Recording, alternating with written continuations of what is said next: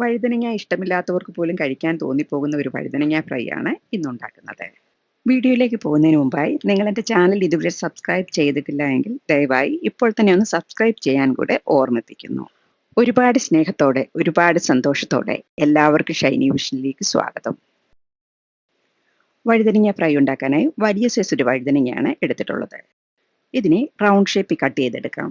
വഴുതനങ്ങ കട്ട് ചെയ്തെടുക്കുമ്പോൾ തീരെ കനം കുറഞ്ഞു പോകരുത്. 1/2 ഇഞ്ച് കനത്തിൽ വേണം കട്ട് ചെയ്തെടുക്കാൻ. വഴുതനങ്ങ കട്ട് ചെയ്തിട്ട് 10-15 മിനിറ്റെങ്കിലും വെള്ളത്തിലിട്ട് വെക്കണം.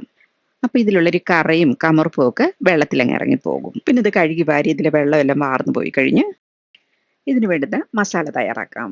അതിനായി 1/4 ടീസ്പൂൺ മഞ്ഞൾപ്പൊടിയും 1/2 ടീസ്പൂൺ മുളക് പൊടിയും, എരിവ് നല്ലോണക്ക് വേണ്ടിയവർക്ക് മുളക് പൊടിയുടെയും കുരുമുളക് പൊടിയുടെയൊക്കെ അളവ് കൂട്ടിയെടുക്കാം. പിന്നെ 3/4 ടീസ്പൂൺ കുരുമുളക് പൊടിയും 1/4 ടീസ്പൂൺ ഗരം മസാല പൗഡർ കൂടെ എടുക്കാം. കുറച്ചുകൂടെ മുളക് പൊടി എടുക്കുന്നുണ്ട്, 1/2 ടീസ്പൂണോടെ. ഉപ്പ് ആവശ്യത്തിന് എടുക്കാം.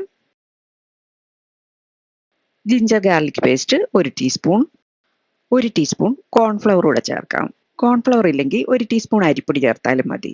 പിന്നെ ഇതിലേക്ക് 2 ടേബിൾ സ്പൂൺ എണ്ണയോ വെളിച്ചെണ്ണയോ ഏത് വേണേലും ചേർക്കാം.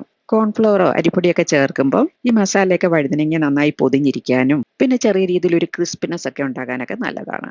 ആദ്യം ഇതെല്ലാം കൂടെ ഒന്ന് മിക്സ് ചെയ്തിട്ട് ബാക്കി മിക്സ് ചെയ്യാനായിട്ട് കുറച്ച് വെള്ളം കൂടെ ഒഴിച്ചു കൊടുക്കാം. വെള്ളം കുറേശ്ശെ ഒഴിച്ച് ഒരു പേസ്റ്റ് രൂപമാകുന്നവരെ മിക്സ് ചെയ്തെടുക്കാം.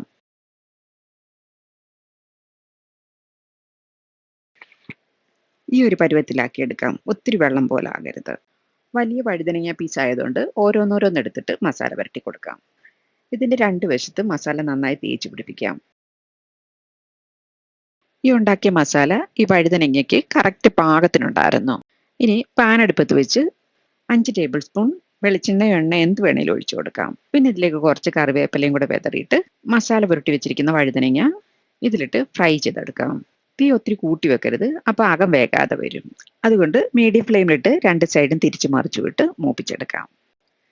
തീരെ തീ കുറച്ച് വെച്ചാൽ വഴുതനങ്ങ എണ്ണ വലിച്ചെടുത്ത് എണ്ണ പിടിച്ചിരിക്കും.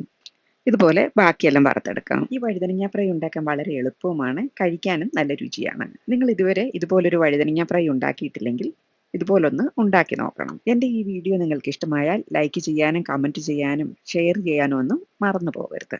Thank you.